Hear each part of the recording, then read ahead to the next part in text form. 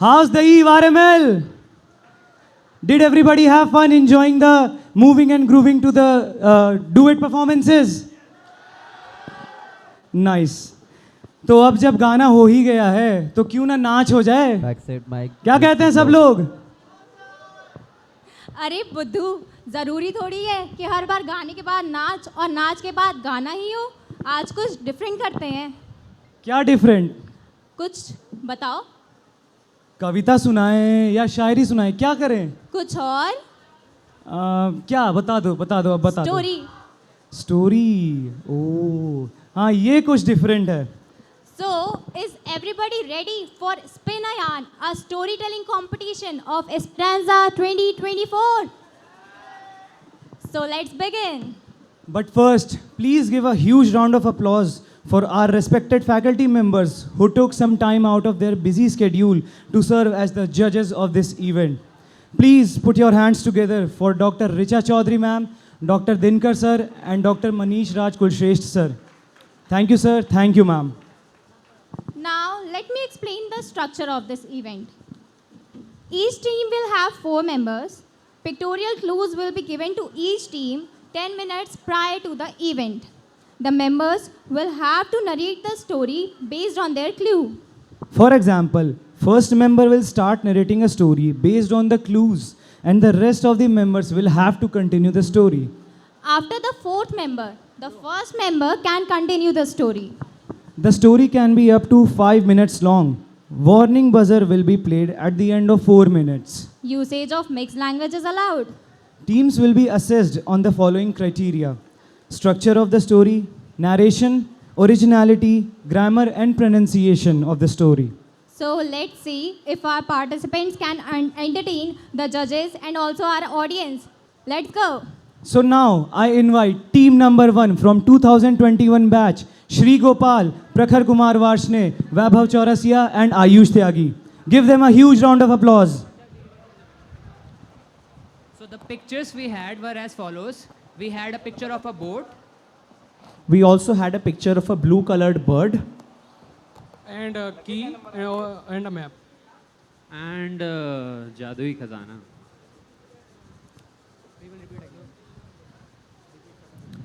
Once again, I'm repeating the pictures that we had. The first image we had was one of a boat, a person rowing a boat on a river. The second picture was about a blue-colored bird. The third picture was about a key placed on a treasure map. And the fourth picture was of the treasure itself. So now we'll be starting with our story. तो साहिबान मेहरबान कदरदान, आप लोग भी जब school जाने का या कॉलेज जाने का मन नहीं करता होगा, ये सोचते होंगे कि हमें नहीं जाना है, फिर आपके पापा आकर आपको एक कहानी सुनाते होंगे। कैसी कहानी? कि जब हम तुम्हारे जितने थे तो हम नदियाँ, झील, पहाड़, पता नहीं क्या क्या पार करके कॉलेज आया करते थे। वो क्या है ना, सबकी अटेंडेंस कम थी थोड़ी फॉरेंसिक मेडिसिन में, तो इसीलिए कॉलेज ज़रूर जाना पड़ता था उन्हें। तो ऐसे ही एक दिन पापा इलाहाबाद के रहने वाले थे और कॉलेज था उनका BHU में। तो फिर वो हर बार सुबह बस से जाने की कोशिश करते थे। अब बस तो सुबह लेट पहुंचती थी, 9:30 बजे, तो इसीलिए कभी कभी पापा के साथ बस छूट भी जाती थी। फिर वो सरयू एनक्लेव के ग्रुप पर मैसेज डाला करते थे कि 2 मिनट नाव रोक लेना, अभी मैं लिफ्ट में हूँ। कोई बात नहीं, वहाँ से छूट गए। नाव चलाते चलाते पापा मस्त बनारस जा रहे थे। और फिर क्या हुआ? फिर अकॉर्डिंग टू पापा, उनका हुआ था रिसेंटली ब्रेकअप। तो मस्त अरिजीत सिंह के गाने सुनते सुनते नाव चला रहे थे। अब भाई अरिजीत सिंह के गाने सुनकर थोड़ा थोड़ा आदमी मदहोश तो हो ही जाता है, अपनी एक्स की यादों में डूब जाता है। तो वो यादों में डूबते डूबते कब पापा की नाव डूब गई वो उनको पता नहीं चला। फिर अब हमारे पापा थे स्विमिंग चैम्पियन, एस्पेरेंजा में गोल्ड मेडल लेकर आए थे। तो भाई अब स्विम करते करते पापा पहुंच गए एक टापू पर। उस टापू पर थी एक नीली चिड़िया। वो चिड़िया बोलती चिड़िया थी, ऐसी वैसी चिड़िया नहीं थी। वो चिड़िया ने जैसे ही पापा को देखा, पापा को कहने लगी कि कहाँ के हो तुम, कौन हो तुम, अपना परिचय तो सुनाओ। क्या है तेरा परिचय? यार ये चिड़िया तो मेरे को मेरे बॉस की याद दिला रही है। नमस्ते बॉस। अरे नमस्ते, कहाँ से हो बे? बॉस मैं इलाहाबाद में रहता हूँ। क्षमा बॉस। पहचाना नहीं मुझे? क्षमा बॉस, पता करके बता दूँ। अरे 2 दिन की उम्र है हो गई है इनकी, पता नहीं कहाँ से आते हैं। मेरा परिचय पता करके आओ। हेलो पापा। अब पापा भी तो अपने पापा को फ़ोन लाएंगे। पापा वो चिड़िया मिली है, परिचय बता दीजिए ज़रा। हेलो बेटा, चिड़िया का नाम है नीले मौर्य। नीले मौर्य, नीली मोरनी, नीली मोरनी, नीली मोरनी। आदरणीय श्रीमान वरिष्ठ चिड़िया महोदय, आपका नाम नीली मोरनी है। और जनपद आप तो बताओ, जनपद। जनपद आपका चिड़ियाघर। चिड़ियाघर के निवासी हैं। मैं बहुत प्रसन्न हुआ। अब बताओ तुम्हें क्या चाहिए? अबे चिड़िया आहार विहार। आहार विहार। 2 दिन की उम्र हुई है इनकी, 23 बैच हो क्या? कितना आहार विहार चाहिए? She she she. अच्छा अच्छा अच्छा अच्छा, मैं चिड़िया हूँ, मैं दूंगा तुमको अंडा। अंडा। अब ले भाई जा। सावन खत्म हुआ, इससे पहले नवरात्रे लग जाएं, मैंने सोचा एक ऑमलेट बना के खा ही लेता हूँ। चाबी? अंडे? अंडे में से चाबी निकली है। चाबी कहाँ से आई? ये चाबी तो जादू ही लगती है। इससे किरणें भी निकल रही हैं। ये क्या? अंडों के छिलकों के अंदर छुपा हुआ था एक नक्शा। ये नक्शा कहाँ का लग रहा है? कुछ जाना पहचाना लग रहा है। अरे ये तो अपना सरयू एनक्लेव है यार। सरयू एनक्लेव से गर्ल्स हॉस्टल तक का रास्ता। फिर उसी रास्ते को फॉलो करते करते हम जल्दी से पहुंच गए गर्ल्स हॉस्टल के पास। और जैसे कि और बहुत सारी जगह बनी होती हैं, वैसे ही शायद ये भी किसी खतरनाक जगह पर थी, क्योंकि वहाँ थी बहुत सारी कब्रें और उनके बीच में खजाने का डिब्बा। और जैसे ही लोगों ने खजाने का डिब्बा खोल के देखा, पहले तो हमें पेट बाहर पेट आया, 2 मिनट बाद टांगे बाहर आई, उसके भी 2 मिनट बाद आई पूरी की पूरी मंजुलिका हामी जे শুধু যে তোমার আমি যে তোমার। और फिर पापा तो हमें ये कहानी सुनाते हैं कि वो वहाँ से किसी तरह मंजुलिका का सामना लेकर भाग आए, लेकिन अब इसमें कितना सच कितना झूठ हमें क्या पता। बाकी सब तो ठीक है, लेकिन पापा प्यार से मम्मी को कभी कभी मंजू मंजू कह के बुलाते हैं। Thank you guys. Thank you everybody.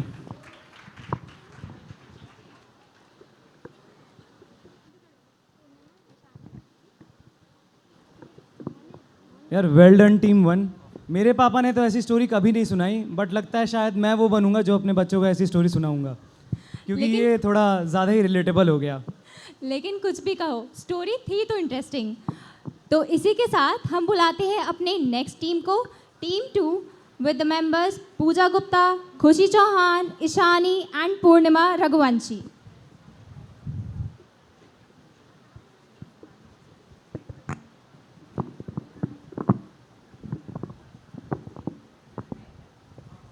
नमस्कार। क्या आपने कभी समय के बारे में सोचा है? नहीं सोचा? आज हम आपको एक ऐसी कहानी की तरफ ले जाते हैं जहां आप समय के बारे में दिमाग लगा लगा कर सोचेंगे।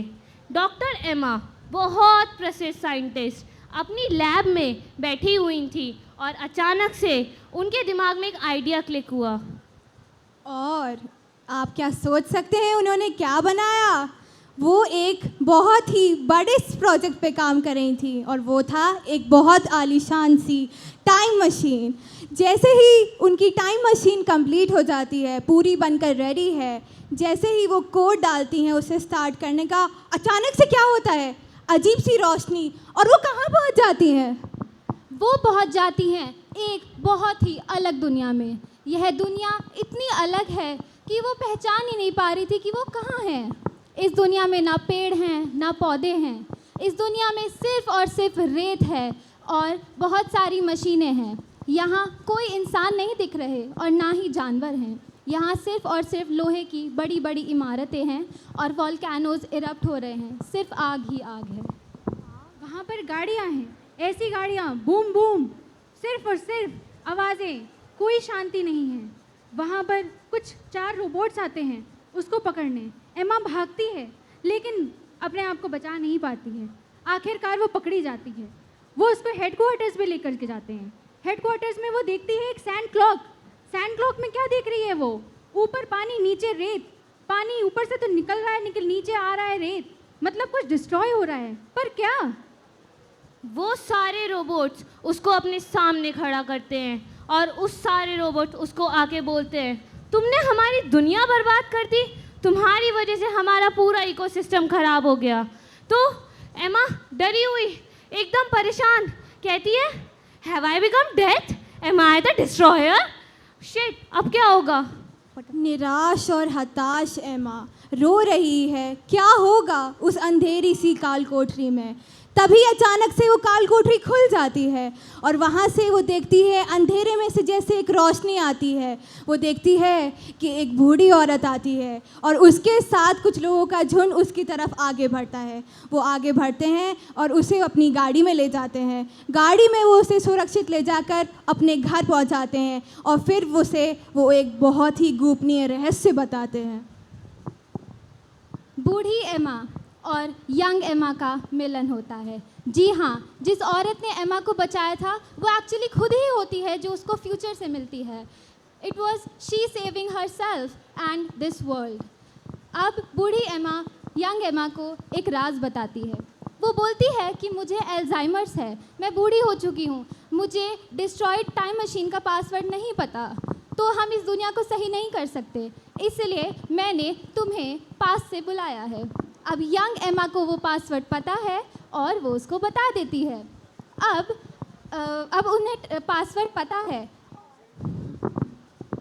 और बूढ़े एमा और यंग एमा साथ में मिल करके उस टाइम मशीन में वो पासवर्ड डालते हैं। वो ठीक होती है और फिर जो यंग एमा है वो वापस जाती है, वापस वो उसी दुनिया में जहाँ से वो आई थी। उसको अब पता है कि उसको क्या करना है, उसको डिस्ट्रॉय करनी है वो टाइम मशीन, क्योंकि टाइम मशीन एक बहुत खतरनाक चीज़ है। उसी की वजह से वो वहाँ फंसी, उसी की वजह से सारी गड़बड़ी हुई। वो नहीं चाहती है कि जो दुनिया वो देख रही है वो दुनिया बर्बाद हो जाए। अब वो उस टाइम मशीन में आ चुकी है, वो उसे डिस्ट्रॉय करने जा रही है, लेकिन तभी उसके दिमाग में एक आइडिया आता है, क्या अगर ऐसा हो जाए कि वो एक दूसरी टाइमलाइन बना ले? क्या ऐसा पॉसिबल है? तो वो जाती है, वो ट्राई करती है दूसरी टाइमलाइन बनाने की, अपनी टाइम मशीन डिस्ट्रॉय करने की, और फाइनली जब वो अपनी आंखें खोलती है तो सब कुछ ठीक हो जाता है। उसकी दुनिया और बूढ़ी एमा की दुनिया फाइनली अपने अलग अलग रास्तों पे चली जाती हैं। Thank you.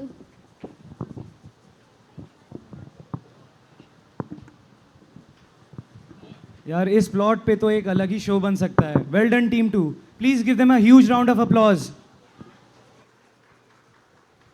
भाई एनर्जी खत्म हो गई क्या? थोड़ी तेज तालियां तो बजा दो। Huge round of applause.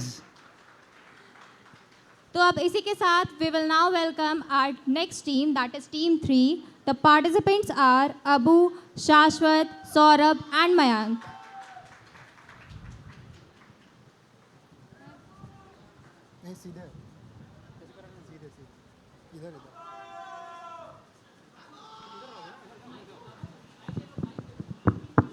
Good evening, respected sir and ma'am.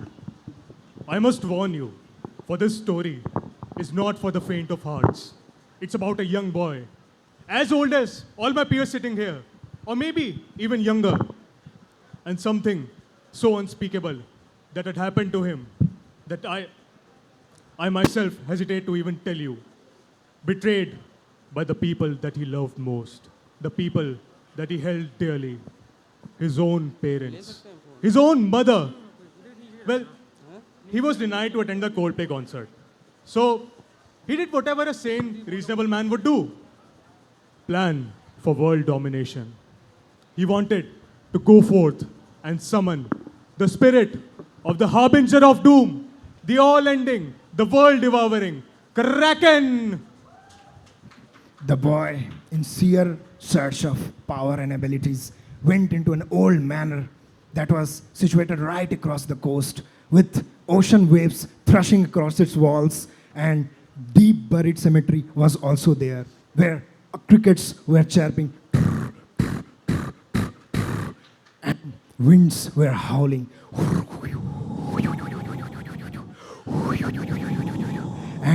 leaves rustling. He found an old manor and ancient relics. और इसी तरह वहाँ लड़के को एक बहुत ही पुरानी किताब मिलती है जहाँ पे स्पेल्स और एंसेंट रिलिक्स से भरी होती है, ब्लड स्टेन मिरर से भरी होती है, और वहीं पे उसे कुछ अजीब आवाज़ें सुनाई देती हैं जैसे ब्रेन्स ब्रेन्स। उसके बाद भी वो नहीं रुकता है। उसे लगता है कि ये किताब अगर उसे उठाएगा तो वो कुछ ऐसी ताकतें पाएगा जिससे कि शायद वो दुनिया पे कब्जा कर ले, लेकिन उसे रुकना चाहिए था, पर शायद कुछ और ही लिखा था। और इसी के साथ वो किताबों को खोलता है और उसे बादलों की आवाज सुनाई देती है, बहुत अजीब सी फटने की। और उसी के साथ आगे वो किताबों के स्पेल्स को पढ़ने की कोशिश करता है। As the boy opened the ancient realms of the book, he spelled the spell, Zaldriz Buzdariz Kozdaor.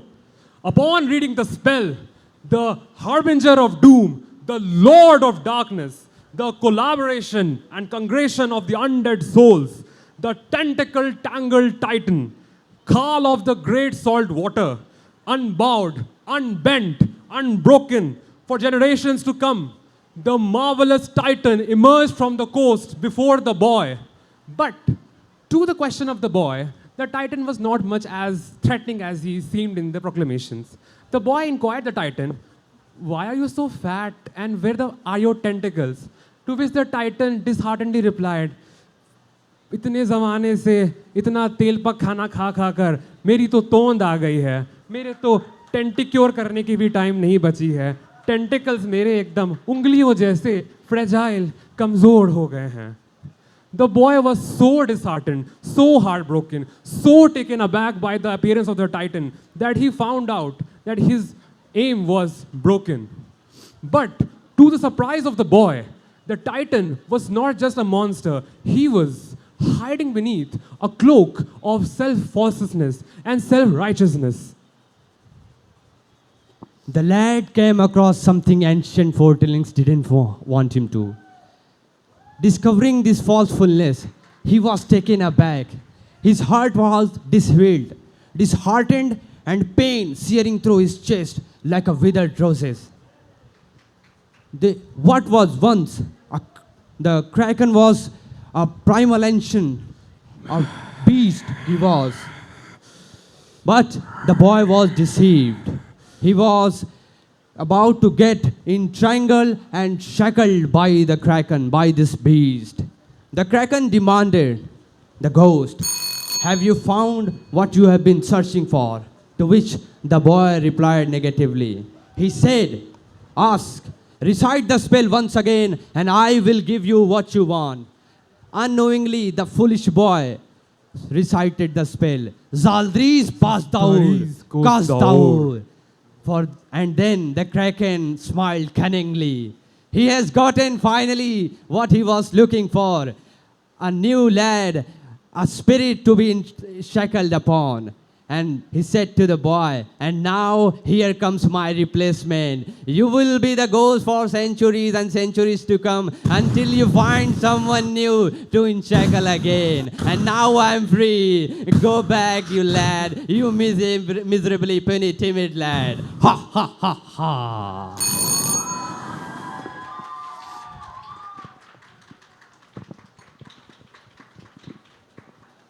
Thank you. Thank you, sir. Thank you, ma'am.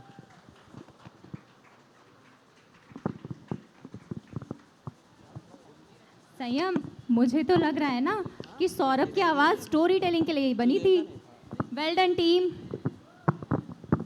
So now I invite Team 4 from 2022 batch, Pragya, Prakhar, Nivedita and Arshi. तालियां हो जाए guys.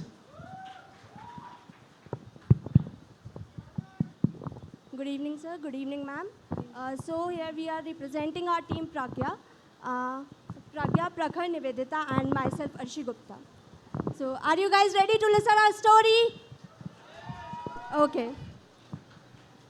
So बहुत समय पुरानी बात है, एक रहस्यमय जंगल के दिल में जाते हैं दो लोग, राजू और बाबू भैया, और वहाँ जाके पता है क्या करना है उनको? जाते तो है वो पैसों की खोज में, पर जाने ये आलसी क्या कर लेंगे वहाँ जाके। वहाँ है एक रहस्यमय पोर्टल जहाँ पर मिलता है एक क्रिस्टल, और क्रिस्टल की रक्षा करती है एक जादूगरनी, जो कि एक आसान और एक साधारण जादूगरनी नहीं बल्कि एक प्लेयर जादूगरनी है, प्लेयर। तो चलिए देखते हैं कहानी में क्या होता है। ये राजू तू कहाँ ले आया रे मुझे? अरे चलो बाबू भैया चलो, एक ज़माना था जब हम भी गरीब हुआ करते थे। चलो तो चलो, पैसे मिलेंगे पैसे। अरे पैसा वैसा नहीं चाहिए, 10-20 साल उम्र बची है, अब क्या पैसा देगा मुझे? अरे बाबू भैया, इनके हाथ में सोने का कटोरा दे दो तब भी ये भीख ही मांगेंगे। चलो चलो। बात तो सही कही है, सोने का कटोरा दे दो फिर भी भीख ही मांगेंगे। अरे ये दरवाज़ा कैसा है, ये इतना बड़ा गुफा जैसा? पोर्टल है पोर्टल, इनको दरवाजा लगता है। अरे अरे कहाँ जा रहे हो? कौन है? तुम देखिए मिलते हैं ये जादूगरनी से। मुझे मेरी मणि चाहिए। तुम्हें क्या लगता है तुम्हें इतनी आसानी से मणि मिल सकती है? तो कैसे मिलेगी मणि? ये कोई साधारण मणि नहीं है। क्या तुम्हें पता है ये मणि क्या करती है? क्या करती है? मैं बताती हूँ, इनको नहीं पता। ये मणि 21 दिन में पैसा डबल करती है, पैसा। देखो, इस मणि को मैं तुम्हें इतनी आसानी से नहीं ले जाने दूंगी। अगर मैं इतने सालों से यहाँ पर हूँ, इसका मतलब कुछ तो बात होगी। ये कैसी मणि है? मुझे पैसे से मतलब है, बस मुझे चाहिए मेरी मणि। चल अच्छा तू ही बता दे क्या करना होगा हमको। देखो, इस मणि को कोई साधारण इंसान नहीं ले जा सकता है, वो ज्ञानी और दिल वाला होना चाहिए। समझ रहे हो? दिल तो मेरे पास भी है, तो मैं भी तो दिल वाली हुई। देखो, दिल हर किसी के पास होता है, पर सब दिल वाले नहीं होते हैं। समझ रहे हो? ठीक है, बताओ क्या करना होगा मणि लेने के लिए। देखो, अगर तुम लोग चाहते हो कि तुम्हें मणि मिले, तो मैं तुम लोगों से एक पहेली पूछती हूँ। अगर तुम लोग उस पहेली का जवाब दे देते हो तो ठीक है, ले जाना मणि। क्या आपको लगता है कि ये दो आलसी राजू और बाबू भैया इस पहेली का जवाब दे पाएंगे? बताइए। मेरे को नहीं आ रहा है समझ में कुछ राजू। इसको बोल जल्दी पहेली पूछे। जल्दी करो रे, जल्दी करो। चलो बताओ ज़रा, ऐसी कौन सी चीज़ है जो चढ़ती भी है और उतरती भी है, लेकिन उसके पास पैर नहीं है? रुकिए, ये दोनों से तो होने से रहा। आपसे पूछते हैं, क्या आपको पता है ऐसी कौन सी चीज़ है जिसके पैर नहीं है पर चढ़ती भी है उतरती भी है? ऐसी कौन सी चीज़ है रे बाबा? क्या कोई जवाब है? क्या? शायद मुझे जवाब मिल गया है, फिर भी देखते हैं ये क्या कहते हैं। नहीं बाबा, मुझे तो कुछ नहीं सुनाई दे रहा। बड़ी मरी मरी सी ऑडियंस है यार। अरे हमें मणि चाहिए, बताओ क्या जवाब है? बहन जी जवाब बता दीजिए। अरे भाई, नहीं मिला ना जवाब? जवाब है मदिरा। क्या आपको पता था कि मदिरा ही एक ऐसी चीज़ है जिसके पैर नहीं पर चढ़ती और उतरती है वो? अब मेरा पैसा कैसे डबल होगा? इसका जवाब तो तुम लोग अब दे नहीं पाए। एक और तरीका और है जिससे शायद तुम लोग ये मणि हासिल कर सकते हो। वो कैसे? देखो, इस राजू बाबा को मेरे पास छोड़ जाओ और तुम मणि ले जाओ। मैं इसको तो मैं नहीं छोड़ूंगा। धोती खुल जाएगी मेरी आराम से। क्यों? तुम इसको क्यों नहीं छोड़ना चाहती हो? इसको मैं नहीं छोड़ सकती हूँ, ये ही तो मेरे पैसे डबल कराएगा। इसको मैं कैसे छोड़ दूँ? चलो ठीक है, ये तो मुझे मिल नहीं पाया और ना ही तुम्हारा जवाब, पर अगर तुम साथ में रहना चाहते हो तो जाओ, ले जाओ अपनी मणि और रह लो प्यार से। सुनिए, कहानी में पता है क्या होता है? मैंने कहा था कि ये प्लेयर जादूगरनी है, उसको 2 चीज़ चाहिए थी, या तो वो दिलदार हो या तो वो बुद्धिमान हो। बुद्धिमान तो ये होने से रहे क्योंकि पहेली का जवाब ये दे नहीं पाए, पर दिलदार तो थे। राजू ने बाबू भैया को छोड़ा नहीं, भले ही मणि मिले या ना मिले। Thank you. Thank you so much.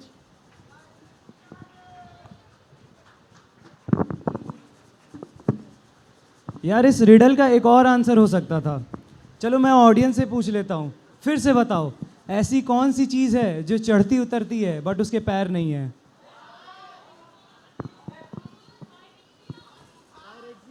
किसी ने आंसर दिया पायरेक्सिया, यानी fever. Good job, well done team 4।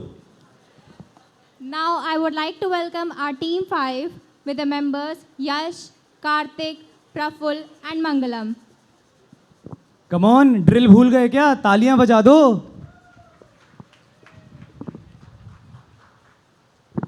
तो आज हम शुरू करने जा रहे हैं एक रोमांचक कहानी सुनाने आप।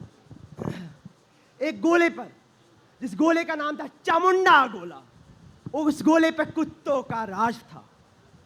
उस कुत्तों के लीडर का नाम था दानिश भाई। दानिश भाई। दानिश भाई। और वो कुत्तों के गोले पर सब गाना बजाते थे, Who let the dogs out?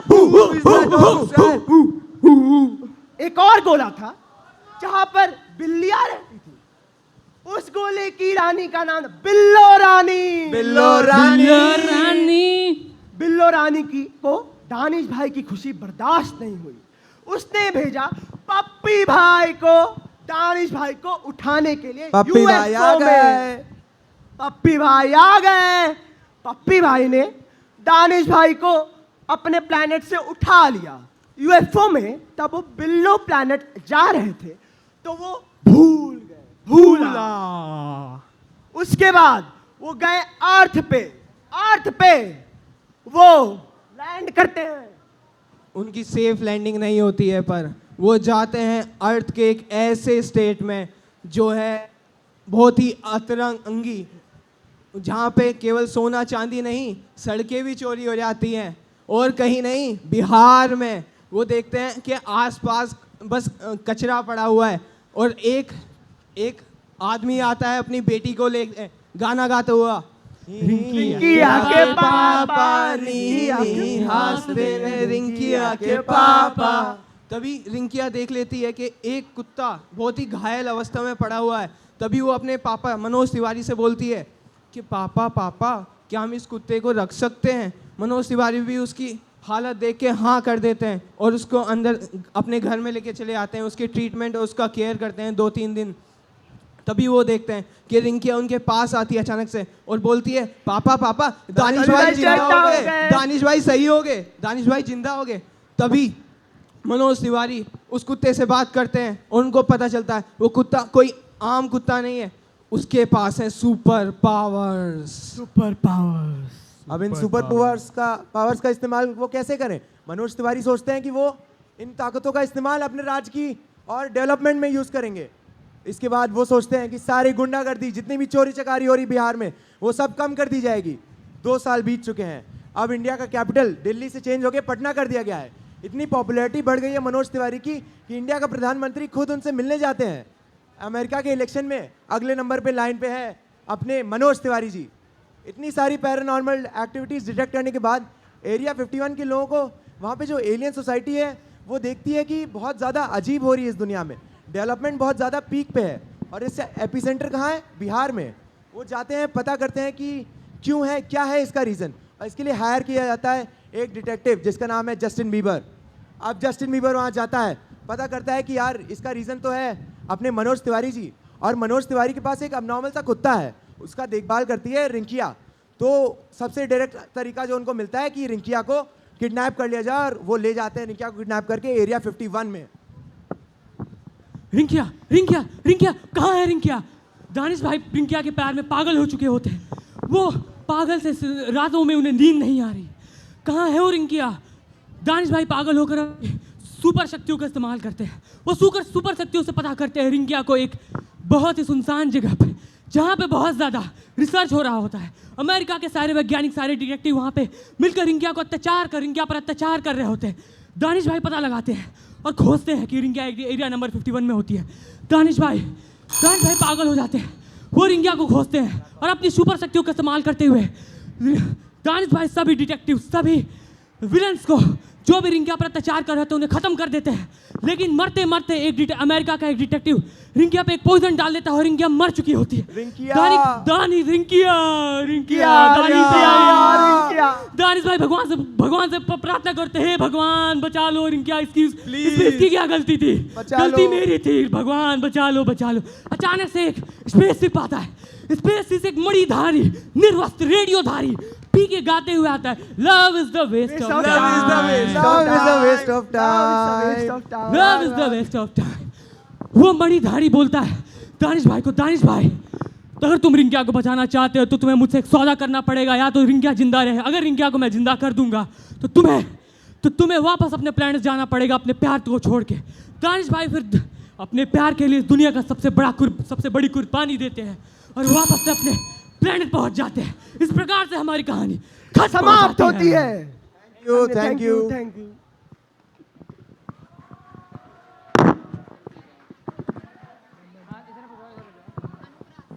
इनकी स्टोरी में अतिशयोक्ति की कमी नहीं थी।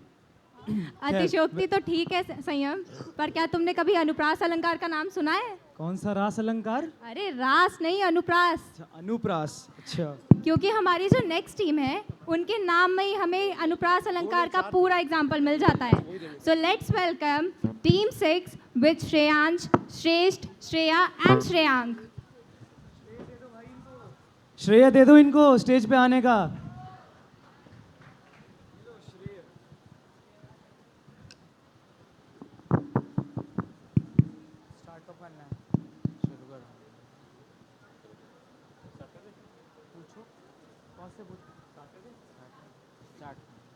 तो हमारी कहानी शुरू होती है स्कॉटलैंड से। स्कॉटलैंड में सर्दियों का मौसम था। स्टेशन पर खड़ा था एक डिटेक्टिव, नाम था हेनरी जी। हमारी हेनरी जी को जाना था लंदन, मगर उनकी पहली ट्रेन छूट चुकी थी। कारण उनकी एक अजीब सी आदत जो थी बटन्स कलेक्ट करने की। हमारे हेनरी साहब एंटीक शॉप में जाकर वर्ल्ड वॉर के ज़माने के बटन्स कलेक्ट कर रहे थे। अब बड़ी ही मुश्किल से दूसरी और दिन की आखिरी ट्रेन में उन्हें जनरल बोगी में बैठ के जाना पड़ रहा था। हेनरी साहब जनरल बोगी में बैठते हैं और ट्रेन आगे बढ़ती है। कुछ समय बाद एक आदमी भागता हुआ आता है और उनके ठीक सामने वाले सीट पर बैठ जाता है। चूँकि हेनरी साहब हमारे डिटेक्टिव थे तो उन्होंने बड़ी गौर से ऊपर से नीचे तक उस व्यक्ति को देखा। उस व्यक्ति के कानों के पीछे सफ़ेद पेंट लगा हुआ था। देखने में ऐसा लग रहा था कि उसने बड़ी हड़बड़ी में अपना चेहरा धोया हो। उस आदमी ने एक लाल रंग की कोट पहनी थी। कोट पर 2 चमचमाते बटन थे, मगर कोट का तीसरा बटन टूटा हुआ था। उस आदमी के पास एक सूटकेस भी था, बहुत बड़ा। आदमी हांफते हांफते डिटेक्टिव साहब से पानी मांगता है, पानी पीता है और आगे बढ़ जाता है। मगर कुछ समय बाद पूरे ट्रेन में ये शोर फैलता है कि फर्स्ट क्लास बोगी में किसी का कत्ल हो गया है। अब हमारे डिटेक्टिव साहब बढ़ते हैं उस बोगी की ओर कत्ल की छानबीन करने के लिए। जब हमारे हेनरी साहब उस केबिन में जाते हैं तो वो बहुत अलग सी चीज़ देखते हैं। यूँ तो उन्हें हज़ारों केसेस देखे हैं, मगर इस केस में एक अजीब सी बात थी। अजीब सी बात ये थी कि जो मरा हुआ था ना, उसको ये पता ही नहीं था कि वो मरने वाला है। जैसे हमें पता चल जाता है तो हम थोड़े डरे होते हैं, मगर ये नहीं। इस केस में वो बिल्कुल सुकून से लेटा हुआ था। फिर वो उसको ध्यान से देखता है तो उसे ये चीज़ और पता चलती है कि उसे तो कोई स्मेल ही नहीं आ रही है, जैसे कि वो जस्ट अभी मरा। उसके सामने उसके कपड़े देखता है वो, तो उसे एक चीज़ दिखती है, छोटी सी एक सुनहरी सी बटन उसके पॉकेट के जस्ट नीचे रखी होती है। उस बटन को ध्यान से देखता है तो उसे याद आता है कि कहीं ना कहीं तो उसने वो बटन देखी होती है। और उसे फिर एकदम से याद आता है कि हाँ, ये तो वही बटन है जो रात में उस बंदे के कोट के पॉकेट में रखी थी। फिर वो डिटेक्टिव पूरे ट्रेन के ड्राइवर से कह देता है कि ये ट्रेन रुकनी नहीं चाहिए, और फिर वो पूरे ट्रेन को इंटेरोगेट करने की कोशिश करता है। फिर वो देखता है कि बाथरूम से कोई एक कोट पहन के निकलने की कोशिश कर रहा है। वो उसको वही समझ आया कि वही चिमचिमाती बटन है उसके पास। फिर वो उसको इंटेरोगेट करता है कि तुमने इसका मर्डर क्यों किया। फिर वो बोलता है कि मैंने इसका मर्डर नहीं किया, मैं बस इसके पैसे चुरा के भागने वाला था। फिर वो उसको पूछता है कि तुम्हें कैसे पता कि उसके पास पैसे हैं। फिर वो जोकर जो परफॉर्मर था वो बताता है कि ये मेरे सर्कस के ओनर थे, 2 ओनर थे, एक जो ओनर था वो अपने शेयर्स विड्रॉ करके भागने वाला था। तो फिर मैंने ये प्लान बनाया कि मैं इसके पैसे चुरा के भागूंगा। जब तक इन लोगों की इंटेरोगेशन चल रही होती है, उसी बीच एक सुंदर सी औरत जो कि किमोनो पहनी हुई थी जैपनीज अटायर में, वो उनके साइड से होके निकलती है। जैसे ही वो गुजर रही होती है, जस्ट जोकर के पास ही वो लड़खड़ाती है और उस जेन्युइनली हेल्प करते हुए जोकर उसकी मदद करता है और उसका हाथ थाम लेता है। हाथ थामते ही वो तुरंत खड़ी हो जाती है और वहाँ से चलती बनती है। हालांकि देखने में वो बिल्कुल सुंदर अमेरिकन लेडी जैसी थी, बट उसके अटायर को देख के हम लोगों का जोकर और हम लोगों का जो इन्वेस्टिगेटर होता है वो दोनों ही अचंभित रहते हैं। कुछ टाइम के लिए वो लोग उसे देखते हैं, फिर वो आगे जब उससे पूछताछ करता है, जस्ट उसके 2-3 मिनट के अंदर ही उस जोकर की मौत हो जाती है। इस सब उथल पुथल में सुबह हो चुकी थी। हमारे डिटेक्टिव साहब पहुंच चुके थे लंदन। अब वक्त था पुलिस को बुलाने का। अब कहानी आगे बढ़ती है। पुलिस आती है और दोनों ही लाश को फॉरेंसिक्स में भेजा जाता है। फॉरेंसिक्स में ये पता चलता है कि दोनों ही मौत एक कारण की वजह से हुई थी, और वो कारण था राइसिन नाम का एक जहर जो नेटिव अमेरिका में बहुत कॉमन था। अब डिटेक्टिव को याद आती है जोकर की बात कि 2 शेयर होल्डर थे और एक शेयर होल्डर क्योंकि पैसे विड्रॉ करके जा रहा था तो इससे कंपनी का बहुत लॉस होता है, तो उसका शक कंपनी के दूसरे ओनर पर जाता है। जोकर जब दूसरे ओनर को इंटेरोगेशन के लिए पकड़ता है तो उसे ये बात पता चलती है कि जो दूसरे ओनर की वाइफ ओरिजिनली नेटिव अमेरिकन है, उसे इन ड्रग्स की, इन दवाओं की बहुत जानकारी थी और उस ओनर ने अपनी वाइफ की हेल्प लेकर इन दोनों मर्डर्स को अंजाम दिया। Thank you.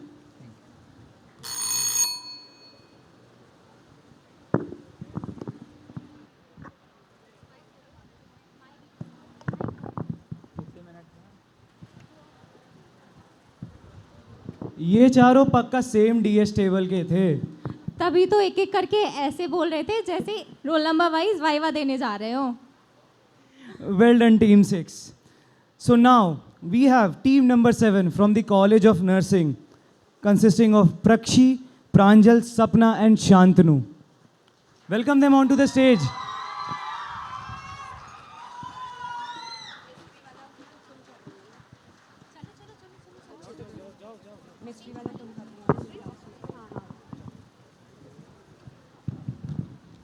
नमस्कार। आज हम आप सभी के समक्ष एक कहानी लेकर प्रकट हुए हैं जिसका शीर्षक है सपनों की पहेली। आशा करती हूँ आप सभी को ये पसंद आएगी। तो सबसे पहले हम शुरू करते हैं राजू से। हाँ, राजू के बारे में जानते हैं कि आखिर राजू है कैसा, उसका स्वभाव कैसा है और वो क्या क्या करता है, और फिर आगे देखेंगे राजू के सपने के बारे में। राजू।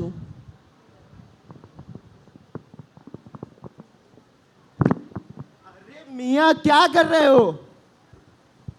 एक तो गलत फुटपाथ पे आ रहे हो, फोन भी चला रहे हो, अब खड़े होके ताक भी रहे हो। हमारी गलती है। और की गलती है? तुम्हारी मम्मी ने नहीं सिखाया कि माफी मांगनी होती है? मम्मी बना जाना। अरे बात सुनो, मम्मी ने तुम्हें नहीं सिखाया कि माफी मांगने से कोई छोटा नहीं हो जाता? माफी तो हम मांगने वाले से रहे। अरे यार, माफी मांगने से कोई छोटा थोड़ी हो जाता है। माफी मांग लो, चले जाओ। यार मम्मी ने तो सही बताया कि माफी मांगने से कोई छोटा तो नहीं होता है। ऐसा है क्या? सोच रहे हैं माफी मांग लें क्या? मांग लिया जाए माफी। माफी तो मांग लेंगे, पर अगर हम कहीं छोटे हो गए तो रिस्की क्यों लेना है? अरे यार, कौन समझाए आजकल के बच्चों को? यार थक तो मैं बहुत गया आज। एक तो कॉलेज के क्लासेस, ऊपर से असाइनमेंट, इतना बोझ, और ऊपर से आके एक आदमी मिल गया, उसने तो दिमाग ही चाट लिया, नवाबी का ज्ञान देने लगा। चलो एक काम करता हूँ, सो जाता हूँ।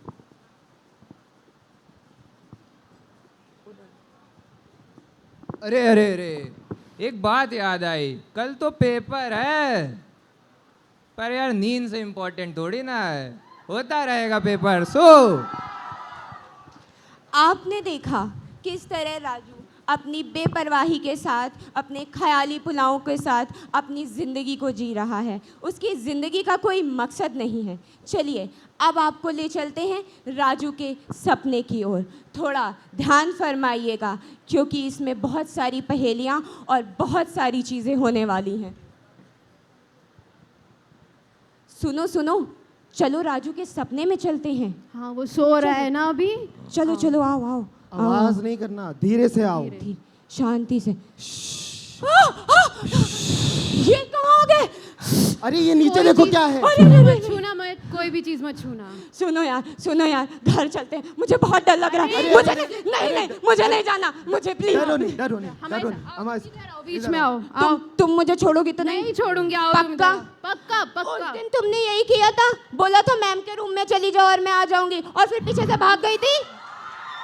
आज नहीं छोड़ेंगे। पक्का। चलो आराम से। अरे वो देखो, वहाँ बादल हैं।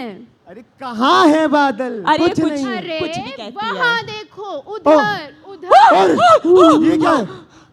अरे ये महल कितना डरावना सा। सुनो अभी भी समय है, चलो भाग चलते हैं। अरे महल में जाएंगे हम। महल के अंदर जाके देखते हैं, वहाँ पे पक्का कुछ रहस्य होगा। मुझे भी यही लगता है, चलना चाहिए। चलो ठीक है। चलो। अरे पर ये तो बहुत ऊंचा है। नहीं, मुझे ऊंचाई से डर लगता है, मुझे नहीं जाना। प्लीज। चलो। वो देखो एक दरवाजा। इसको खोलते हैं। जोर से दम लगाओ। नहीं खुला। नहीं रहा है। रुको, इंतजार करो, शायद दरवाजा कुछ पूछे, कोई पहेली पूछे।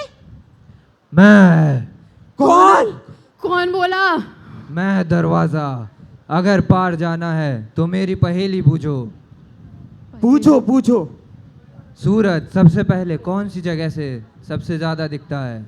अरे ये मैं बताती हूँ। सूरज मेरे घर के बगल में रहता है, वही उठता है सबसे पहले। अरे नहीं, अरे गलत है यार। सूरज सबसे पहले पूरब से उगता है। पूरब से। हाँ, देखो दरवाजा खुल गया, अंदर आओ। हाँ। ये क्या है?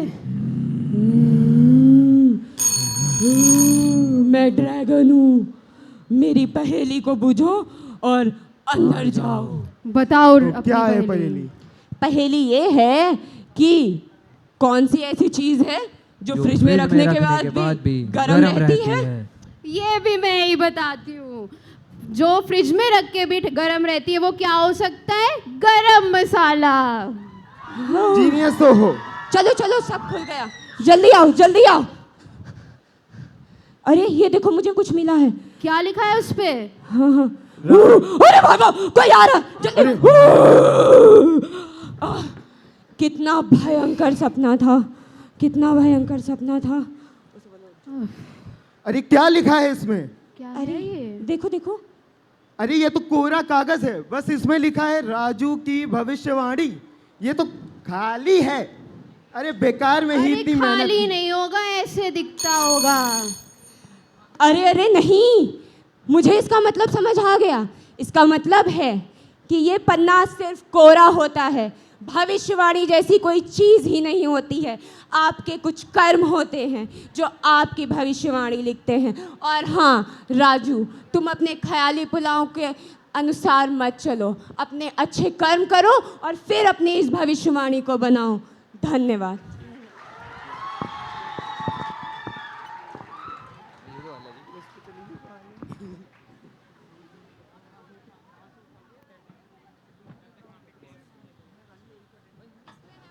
इन्होंने तो स्टोरी टेलिंग के साथ साथ स्टोरी डिपिक्शन भी कर दिया है। Amazingly done team.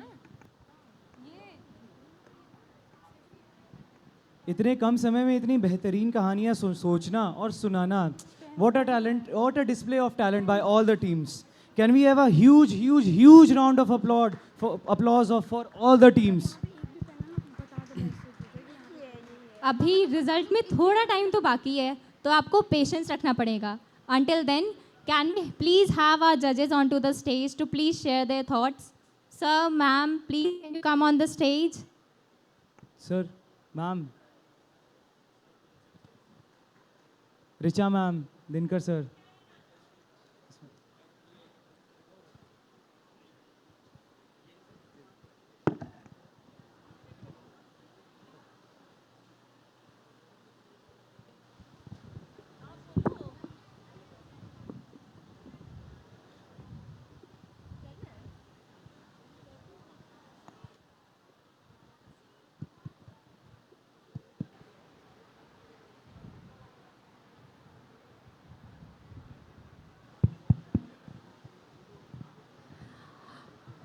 Team story telling का जो आपका ये प्रोग्राम था बहुत अच्छा लगा, बहुत एंटरटेनिंग था. एक सजेशन है कि जो ऑर्गेनाइजिंग टीम है वो लास्ट में आया करे, वो बेटर रहेगा. जूनियर्स को पहले आगे करिए आप.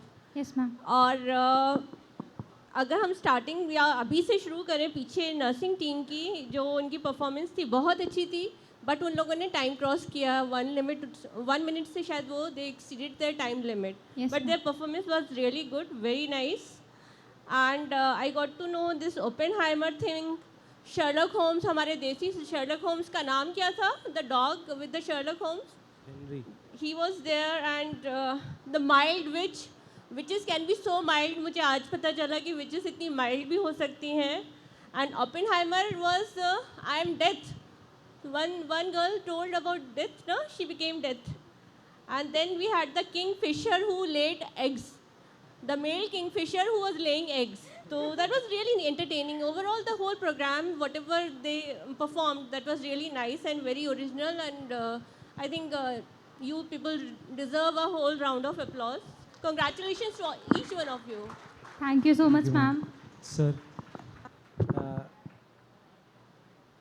I feel that this was really seems to be easy but a tough task. Yes, sir. To create a story which is original with the pictures which are actually we have seen so many times.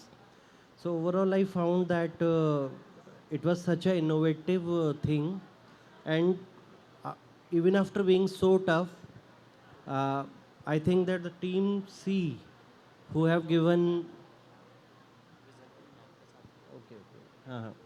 So, for example, like Team C has given wonderful sounds which were looking very natural, and obviously Team 1 that was very entertaining. So others also worked hard. We should not say that anything was bad because it was actually a tough task. Yes, so they created something new. Maybe the narration of the same may be difficult. So I would like to congratulate all the participants that they have done wonderful job. Thank you, sir. Thank you, ma'am, for your words. Sir, ma'am, any age-old story that you remember that you want to share with the audience? Please. Any age-old story we would like to hear. आपको आपकी दादी ने या आपके पापा ने सुनाई हो, लाइक टीम 1 के पापा ने सुनाई थी उनके ज़माने की रैगिंग की मैं सुनाती हूँ. Yes, ma'am. Thank you, ma'am. My mother used to tell me, and it's a very funny story. My husband is very fond of it. एक थी चिड़ी, एक था चिड़ा, दोनों में हो गया झगड़ा. चिड़ी बोली चिड़े से यूं, जब से मैं मायके से आई तूने कोई खुशी नहीं मनाई, क्यों? सुनकर चिड़े को गुस्सा आया, उसने चोंच से डंडा उठाया और चिड़ी की कमर में मारा धूं, और चिड़ी बोली चू चू चू. That's the story. Wonderful, ma'am. Sir, any story that you remember? See, there are so many stories, but I would not like to take much time, so I will tell you world's shortest horror story. Okay, sir. That my kid has told me that tomorrow is Monday. So that is one horror story that we all are afraid of. Thank you, sir. Thank you, ma'am, for being the part of this event.